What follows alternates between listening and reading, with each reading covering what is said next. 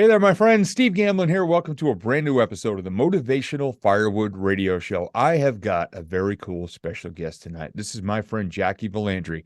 Jacki and I go back a few years with regard to my vision board work, my visualization coaching, and the company she works with. So, hey there, Jacki. Welcome to the show. Hey, Steve, thanks for having me. My pleasure. And where are you calling us from today? I'm from Johnson City, Tennessee.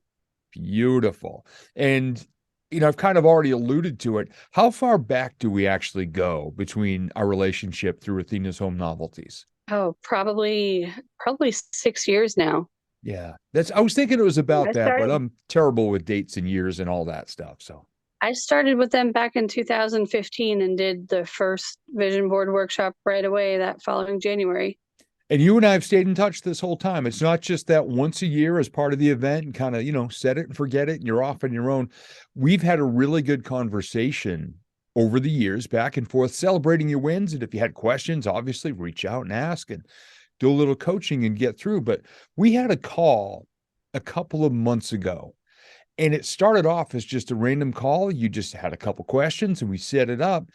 And I noticed in the background on your wall, matter of fact, I commented on something that I thought was really beautiful, and it was a tribute to your parents. And we started to have a pretty incredible conversation. I lost my dad about 4.5 years ago, and we're talking about how present they still are in our lives. So if you don't mind, maybe a little background on what you set up in the tribute that you put together for your parents. Well, I've got a wall in my dining room. In the middle, my dad was in the military. So in the middle, I've got a beautiful eagle that he made while he was in the Navy. And then I've got his flag from when he passed away. And then below it is a letter from the president thanking him for his service. And then built around that, I've got four shelves, two for my mother-in-law and father-in-law, and then two for my mom and dad. And on there, I've had a bear sewn out of a piece of their clothes. So I have one bear for each of my parents.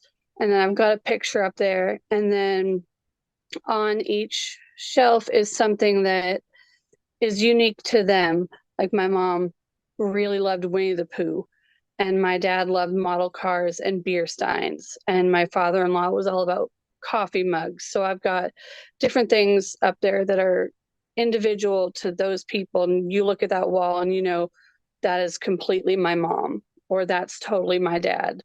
What a way to honor them. And I wish more people, I don't want to say I wish more people did something like this. I wish more people were able to do something like this, to really keep it in their heart and to have such a tight relationship with their parents, their in-laws, etc. I've got a little setup over here in my recording studio. This was actually the first project I ever did, carpentry project in my life, without my dad, because he was very ill by the time I started building it. And he passed a couple of weeks after I started. And so it's very special because I took a lot of the pieces and parts from the recording studio that he and I built at his house 22 years ago. And a lot of them, I very carefully took everything apart and put it back together down here. New things I built, some, there's a window frame up behind me in the foundation, and it was a little bit crooked. And I looked at it and said, close enough. And instantly in my head was his voice. You going to leave it like that, bud? I'm like, really? You're still asking me that question? And I thought about it. I said, I knew exactly what he would have said. He would have said, you got to look at it every day. Why don't you just take 15, 20 minutes and fix it and do it right? Because it's going to bother you. If it's going to bother you forever, fix it now. And in every phase of my business, if I start to get to that, well, good enough, close enough thing, that voice is still there. So I understand and I feel the connection you still have with all four, your parents and your in-laws as well. And I think that's really powerful and it's beautiful. Yeah, and I want my kids to be able to look up there and see the pictures, and they're young, so they're not going to remember them as much as my husband and I are. So if they look up there, well, why is this up there? And I can explain, like, this is for grandpa because, he loved to build model cars and this was his passion. And, so it's for the kids just as much as it is for us. Yeah. And then we get to relive the stories. And that's something I learned in my speaking business long ago. A guy named James Malinchak, who's big in helping speakers build their business. There was a phrase at one of his boot camp recordings that I bought, and somebody said, I never tell stories, I relive them. And now, when your kids get to see you talk about your parents and your in laws, and you get to relive the story, so it's not just, oh, he liked this, you get to breathe life into the memories, maybe his favorite model or the favorite beer stein or your mom's favorite bear, obviously Winnie the Pooh. So maybe that was part of your raising your kids. Stories of Winnie the Pooh were there because it was so important to your family. Right. And we had our conversation a couple months ago. And one of the big things I do with vision boards is your goals aren't just things, it's not just material stuff. We work in 8 areas of life: physical health, emotional well-being, relationships, core values and ethics, faith and spirituality, connection, business, money, etc. And we were talking about a health goal that you had, and you wanted to start doing some walking. And you came up with this challenge you wanted to do in the month of February. Why don't you explain a little bit about that? And this is where things got really interesting. So the American Cancer Society was doing a 28 miles in 28 days challenge in February. So basically you walk a mile a day, and it's in memory of someone. And in 2016, my mom, who I miss very much, was diagnosed with stomach cancer, and it was inoperable, and it was stage 3 at the time. And she fought for 3.5 years. And in November of 2019, we did lose her to that stomach cancer, unfortunately. And I was trying to find a way to get motivated and go outside and walk and do something and get healthier. And I came across this, and my mom and I were very close. And it was a challenge, but also a fundraiser. So I was raising money for the American Cancer Society at the same time. So I just thought that this would be a good way to motivate me, because it would not only be me getting outside and getting healthy, it would also be raising awareness for the cancer that took my mom and raising money to hopefully someday get to a cure. In somewhere in our conversation, and I always refer to my coaching calls, we're playing volleyball. We just keep hitting ideas and energy and love back and forth. And we came up with this hashtag together that became kind of your mantra for that month. Mm-hmm. You had said hashtag walk with mom, and I've never really used hashtags. I've never really thought about them too much. And when you said that, I started thinking, how can I take mom with me on these walks? And maybe 2 days prior, I had gone to the store and gotten one of those holders to put my phone in to go on my walk so I could listen to my music. And my phone is huge and it didn't fit. Um, and I don't know what made me think of it, but I went in and, grabbed that holder and thought, this is perfect. I can slide a picture of my mom. It fits my wrist. It just didn't fit my phone. So I grabbed a great picture of my mom with my daughter back when she was really healthy and younger, and put it in that holder and put it on my wrist. And I wore that every day for the month of February. I walked with it every single day. And So she came with me. I just got goosebumps when you were saying that. Just like when you sent the picture the very first day, and you would take a picture each day holding it up. And oh, I looked forward to that every day, because I knew whether you walked outdoors, and I know there were some days, you walked indoors as well, but you just kept getting there and kept getting there and kept getting there. And even on the first day, kind of like I talk about when I'm doing some work here in the studio or in the workshop, in the garage, or out in our yard, that there are signs that my dad is around. And some days it was a dragonfly, a red dragonfly, which I'm told are like a visitor, and also cardinals. We'd never had cardinals at our house until after my dad passed. And then they started kind of showing up and sitting on a rock while I was out working in the yard. And almost immediately you started to get some signs that your mom was walking with you. Absolutely. That first day, I walked at the track at my daughter's elementary school, and it's 4 laps around is 1 mile. And I was going and I was like, I'm not in the greatest shape. It's winter, it's cold out. And I got to that third lap and I'm like, I just, I don't know if I can do this. I don't know if I can do this every day.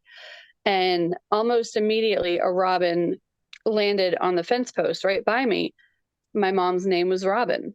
And it just sat there, and I probably got within 2 feet of it. It wasn't going anywhere. It was like mom landed there and said, "No, you're gonna keep going."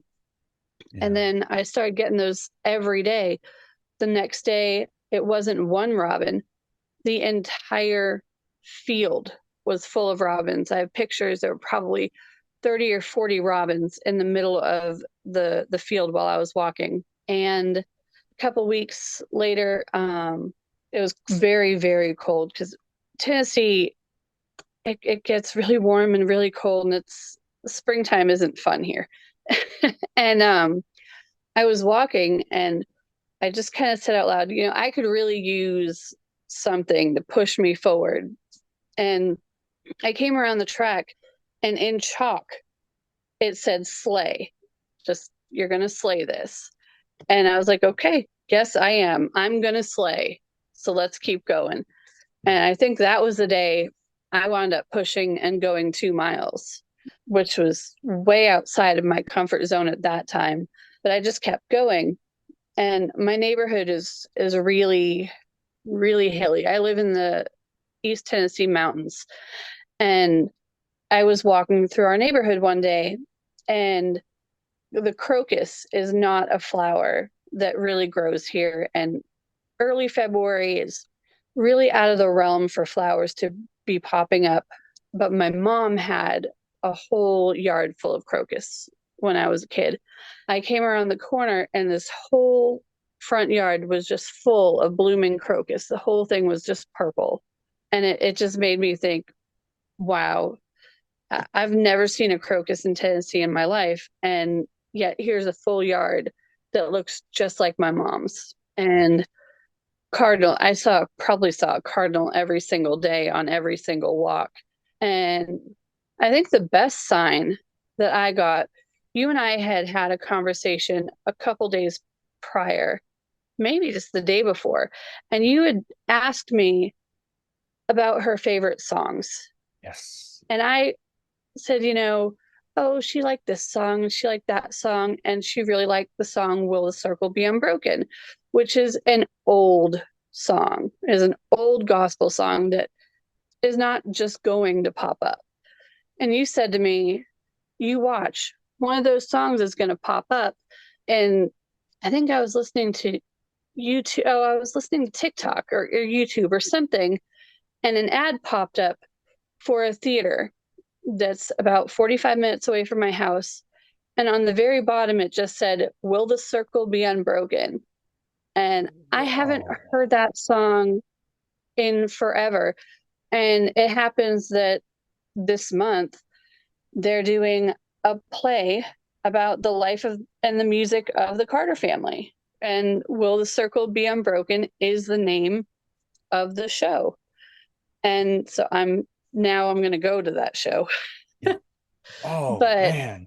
I hadn't thought of that song in years, since I put it in at my mom's funeral service. I had them play it. And prior to that, I hadn't thought of that song in probably a decade. And I just mentioned it to you, and then all of a sudden, there it is. Here's a play, your mom's favorite song. So it was like I was on the treadmill that day because it was miserable weather. And I was just really frustrated. And I looked down and I'm like, wow, will the circle be unbroken? That's insane. There's no chance. It's not coincidence. It had to be her saying, I am right here, keep going. Exactly. And when so many people talk about the law of attraction and the secret and vision boards and visualization, yeah, and I've been fighting this since day one when I started teaching this. People are like, oh, it's all woo-woo, it's all this, it's all mystical, a guru at the top of a mountain meditating with a goat, and it's all this just crazy wild stuff. But when we get so super clear about who we are, what we want, why it's important to us, honoring the people around us, working on improving ourselves, so taking consistent action to build momentum and to build confidence and in self-esteem and in creating results and moving forward. It's no wonder that our, antenna is up and seeing and hearing and feeling and smelling and all of these things that we become so hyper aware of, that so many people would look and go, oh, Jackie, that's a coincidence, like on day one. And we communicated a lot of days in February where I'd say, all right, what was today's sign? And some days there wasn't one, but then other days you'd go, this and this and this. They would double and Right. triple up. And so many people just have such a block. Whereas if they could stay more open to it, like you and I do, and a lot of the people that I work with do, just amazing the connections and the opportunities that we could find around us. You may someday be walking past that house that has all the crocuses out there, and the neighbor could be out there, and you may happen to say hello, hello, maybe even have a little conversation. In that conversation talks about how your mom had a crocus garden when you were a kid, and there may be some connection there. For some reason, that person may dig up one of the plants and give it to you to put it in your yard, for all we know. But we can't stop these ripples. And that's the beautiful part of it, is just watching you and listening to you talk about these things and not tell me, but relive these. Because both my arms have been goosebumped up for most of this conversation, just so you know. And I know your goal was to average 1 mile per day for the month of February, 28 miles, to raise money and, of course, raise awareness to help find a cure with the American Cancer Society. So how many miles did you wind up with in the month of February? I wound up with about 32 or 33 miles.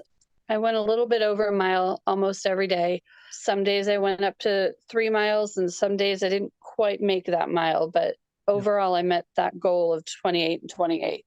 Awesome. And I know that you've got some more walking coming up, and this turned out to be not only a great connection with your mom and a great way to raise awareness and raise money, but you're going to be doing some more walking coming up in the month of May.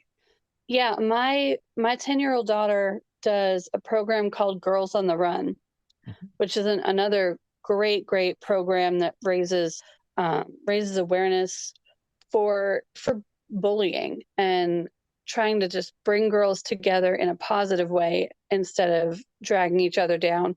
And it's a wonderful program. And she's been doing that. This is her second season. And on May 6th, she has a color run. It's a 5K, and she has to have a running buddy. So I will be out there walking that 5K with her. I do a 5K every year, but this one is special because I'm going to do it with my daughter.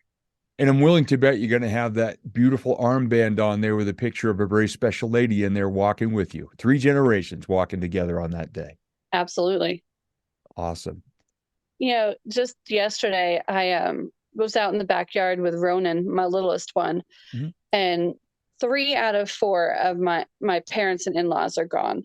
Mm-hmm. Still got my mother-in-law, but I went out in the backyard, and Ronan started yelling, "Red bird, red bird," which is what he calls cardinals. Yeah. And I came around the corner, and there were two male and a female cardinal just Oh, wow. lined up on a tree together. And I was like, well, all right. Yeah. Wow. Look at that. Yeah. Another moment, Yep. and someday when he's old enough to understand, you can ask him about that. Mm-hmm.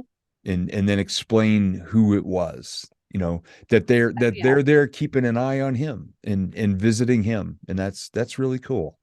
Yeah. I try, and he's still young, but I try and point out like the red dragonflies when they land. And then, when he's older, I'll explain, this is who that is. Yeah. And I've been told the red ones are very rare. And I Mm-hmm. wasn't told that until after I saw one sitting on a rock while I was doing some digging out in the yard. And I thought it was just really odd, because usually they'll fly off if you're that close. This one sat there for, Yeah. it had to be a good half hour. And I put a post about it on Facebook later that day. And I said, it was really interesting, this red dragonfly. And somebody said, a red one, those are rare and they're visitors. Hmm. I said, Yeah, "What?" the first time I saw one, I was up in Massachusetts with Ronan. I brought him to meet my mom, Mhm. and a friend and I went to King Richard's Fair, and there was a red dragonfly that followed me all through King Richard's Fair. Every time we turned around, it was right there. And then a few weeks later, I was really stressed out about something, and one like buzzed my face and landed on my nose and just sat there for Wow. like 30 seconds. And I was like, okay, I get it. I'm calm now. Yep. And Wow. I actually, I have a red dragonfly tattooed on my leg. Oh man. Hmm. Nice. Yeah, I have a Finnish symbol. It's called a sisu, Hmm. and it means perseverance in the face of adversity. And I've been through a lot. Yep. And I have the red dragonfly landing on the sisu symbol. Wow. So yeah, dragon. I have three dragonflies tattooed, but one bright red one. So you're just a magnet now for just these amazing moments and energy and Oh, absolutely. visits and just to know that people are checking in on you. And you know, and like you said, you're stressed out, it lands on your nose, you're calm. And Right. there are moments where I'll feel my dad here. I'll be looking for something up in his old workshop because my stepmom still lives in the house and I still do a lot of work up there. And I'll just walk down into the shop and I'll go, "All right, bud, where'd you leave it?" Like I used to just go looking everywhere and I'm like, I go, he's laughing his butt off at me right now, just looking around. And I've started to just say, just leave it and go, "All right, bud, where'd you leave the tool I'm looking for?" 14 times so far, we've documented this. I've just started walking towards a door or a cabinet or a shelf. And there it was in a place where I had no idea. Oh 14 yeah, things so far. it doesn't surprise me at all. Yeah. And I also find that it really comes through music. Sometimes if they really want to get your attention, and you might hear one song, but then another one will come right behind it. And then it'll just be a string of five or six songs that all have some sort of meaning. And it's like, okay, I'm paying attention. You're trying to tell me something. Yep. Yep. Yeah. For me, my dad, it was always oldies, like 50s and 60s oldies, or Kenny Rogers. And there are days I'll just find a good song on YouTube, and then whatever it decides to play afterward, it just keeps going and Yeah. going. And there's one day, three of my favorite Kenny Rogers songs in a row came on, and I was working on a carpentry project, and I was struggling with it a little bit. And I just said, okay, I'm paying attention. And I just looked at the problem and I said, all right, how would dad go about solving this? Yeah. Fixed it. Matter Well, of fact, it was the I wooden have frame a that's behind me around that recording light. That's the project I was working on. And nice. it's right behind me every day and here in the studio. And I always, you know, it makes me think of the music. It makes me think of my dad. And I'm just grateful for those moments that I get to have. Well, my dad and I had a really, really rough relationship when I was younger. Mhm. Um, and then it got worse. And then after my mom passed away, we had this like knockdown, drag out like moment where he realized that my mom kept a lot from him. She was trying to protect him, she was trying to protect me. So he kind of realized like all this stuff all at once. And in those last 3 weeks, we had a better relationship than we'd had my entire life. And it, Wow. he passed, and I felt comfortable with him passing, that like we really had bonded and connected in those last 3 weeks, because there was only 3 weeks between my parents passing away. Wow. Um, yeah. And I was just having a rough day, kind of a weird day. I want to say it was probably my dad's birthday. And I was listening to YouTube. I go down YouTube rabbit holes all the time. Yeah, me too. And yeah, I was listening to Disturbed and Volbeat and a bunch of like heavy rock bands. And but it was just going on its own pace. And then it literally just went from Volbeat, Lola Montez into Vince Gill and Patty Loveless singing Go Rest High Up on That Mountain, which was one of my dad's favorite songs. Yeah. And it was at, they were singing it at the memorial for George Jones, which was my dad's all-time favorite singer. And I'm like, okay, well, that's interesting how we leapt from here to this. Yeah. And then it did another jump to Ralph Stanley singing I'll Fly Away, which was the song that was sung at my dad's funeral. And then it just kind of kept going that way. And I'm like, how did we get from Disturbed to Ralph Stanley? And that's a big jump. Yep. Yep. And it was very clear that he was like, hey, I'm right here. Here's my music. Have a good cry for a minute, and then let's move on. Yeah. Just like when we're kids, our parents go, yeah, your music stinks. I'm going to play mine. I used to get that. My dad did not get 80s rock at all. Because I was a teenager in the 80s. And anytime we worked together, I mean, and I love oldies and I love Kenny Rogers. So that was just always kind of the given. And when I was building the studio, that's first off, other than the electrical, because I didn't want to burn down the house, and mudding the sheetrock because my best friend offered to do it. Nobody was allowed to touch this recording studio. I did everything. And all I listened to was Kenny Rogers and oldies. And the only snack I would eat was Cheez-Its, even though I know they're not good for me and I never ate them otherwise. But those couple of months I was building the studio, there was always a box of Cheez-Its down in here sitting on a sawhorse, and they were full of sawdust and they were gross and they were stale by the time I finished. But it was just like the ones my dad and I had eaten for years. So he was here, for that. And such a connection. Yeah, I believe it. Yeah. There's so many things. I have a friend who does angel card readings, and she's kind of medium, like a medium. Mm-hmm. And this is going way back, as my apartment in Massachusetts, and I was living alone. My grandmother, who I was very, very close to, I was her only grandchild, had just passed away. And I had the box of all of her things from the nursing home. And I couldn't bring myself to go through it, to look at it, to sort it, any of it. So I put the box at the foot of my bed. And Janine, my friend Janine, had no way of knowing this. And I kept feeling someone sit on my feet every night. Every single night I would go to sleep and it would feel like someone squashed down on my feet. And so I did a medium reading with Janine. I'm like, I just want to connect with my grandmother if I can. Mm-hmm. And she just said, if you don't want her to sit on your feet, move her pictures because she still wants to look at them. Whoa. And I was like, okay.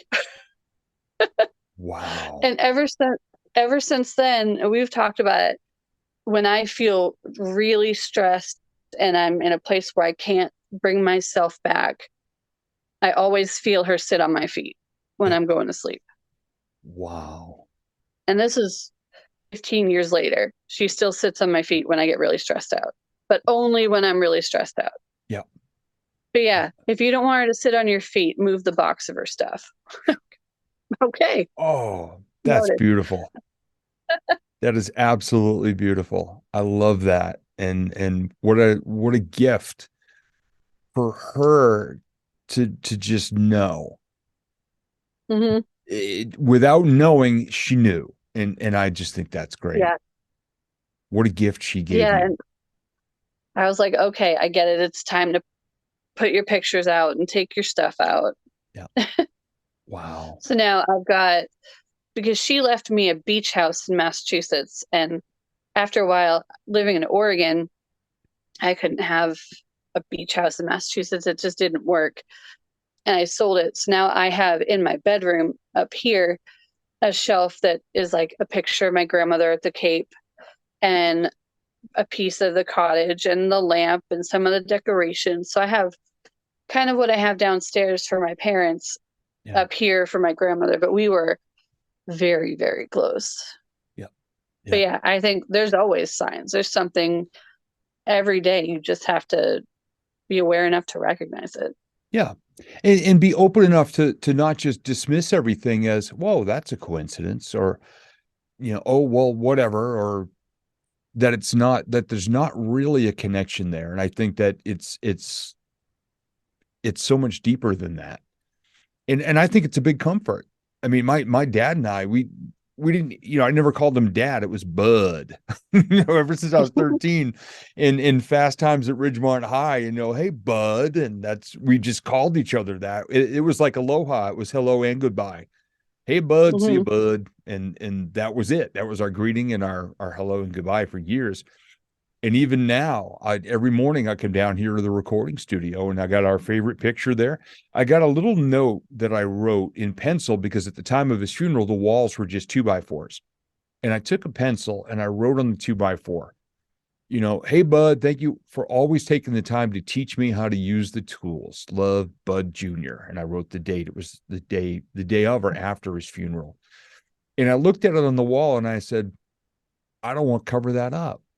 And so I busted out the saw and I cut the piece of wood out and I planed it down. So now it's like just a thin piece of a 2x4, but it's leaning against where the picture of him and I are. And every day I come down and I read it, I smile and I go, all right, Bud, we're going to have some fun in the studio today. We're going to rip it up and make some good stuff happen. And it just goes from there. And I'm just charged up by that. So I love that all of this came out of me asking you, hey, Jacki, what's up on that wall behind you? That looks pretty interesting. And here Oh, we I are. know. It's crazy. Here we are. Awesome. Yeah, who knows what might happen when I go to that play and go watch Will the Circle Be Unbroken? There might be something. I might run into someone. I might meet someone. It feels like just a ripple effect, like it could just keep going. And the beautiful part about ripples is we never know how far they're going to go. Just the way water works in the cells of the surface of the water and the tension between them. We never know how far Right, it's going to go. We never know the direction. And we also never know when they're going to come back at us with an right. interesting little connection or a twist or a conversation. Like I said, you could go there and see someone or have a conversation with somebody, and all of a sudden you're going to find out the world just got a little smaller because you're already connected somehow. Absolutely. That's beautiful. So after you go to the show, we're going to have another conversation and see where things are at and just see how much more interesting things have gotten. So thank you so much for being a part of the show, Jacki. Truly appreciate it and appreciate you and respect you and just think the world of you. And thanks so much for sharing your story. All right, thanks.